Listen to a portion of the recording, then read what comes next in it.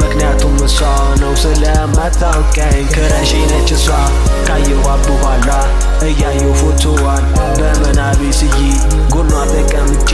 የምር አስመስዬ ምንም ብቀርባትም ግን ችዬ አልነካትም